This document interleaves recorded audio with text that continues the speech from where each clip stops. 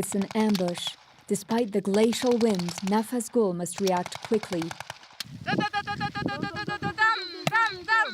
The exercise is part of a training for these student officers at Kabul's military academy. Among them are 73 women. They defy social taboos and have often faced threats for wanting to be part of the Afghan army, an extremely dangerous job in this country which has been at war for 40 years. But for some, their motivations are as much financial as ideological. My husband left me, so I'm raising a 2-year-old on my own. I joined the army for my son's future as well as mine. I'll earn a decent salary while also helping to make the country a safer place. Here, men and women train side by side, which is exceptional in a country where many women can't work, marry, seek medical treatment, or even leave the house without their male relatives' consent. Since the female section of the academy was created 5 years ago, 215 female officers have graduated. But this program might be short-lived. In Qatar, Taliban and American delegations are holding talks to settle on a peace plan. The US has agreed that all foreign troops will leave the country within 3 to 5 years, and ideas like integrating the extremist group in a future government are being floated, leaving many women fearing for their future. If the Taliban agree to peace, that's great, but if they return to power, I'm scared they'll ban women from joining the army. I've made too many sacrifices to let them get in my way. If they come for us, we will fight until the end. After several hours in the snowstorm, the students have a quick lunch. Those who have children can take care of them in the dorms. Then it's time for class. Male and female students gather again to learn subjects like English, strategy, and field operation.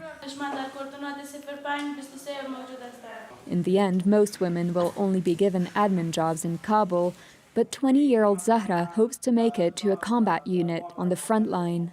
I joined the army because there's a crisis in our country and women are being mistreated.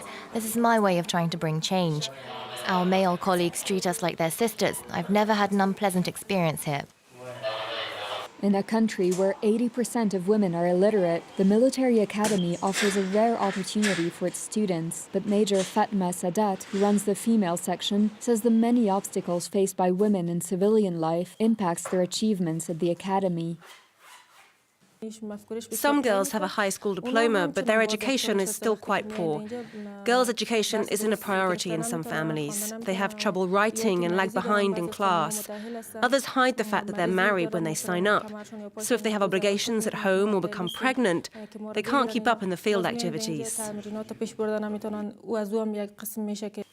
Another threat women face in the Afghan security forces is sexual harassment and violence. The army has no anti-harassment policy, and it remains a huge taboo. Some high-ranking men abuse their power. They say, you didn't pass that class, but if we become friends, I could ignore that. Or if a female soldier needs something, a male officer might ask for a certain favor. This exists in every institution, but it's a huge problem in the army. It's always the high-ranking man they'll believe, not the woman. Sexual harassment exists in armies around the world. But in Afghanistan, where gender-based violence is already rampant in civilian life, the problem is unlikely to be solved quickly.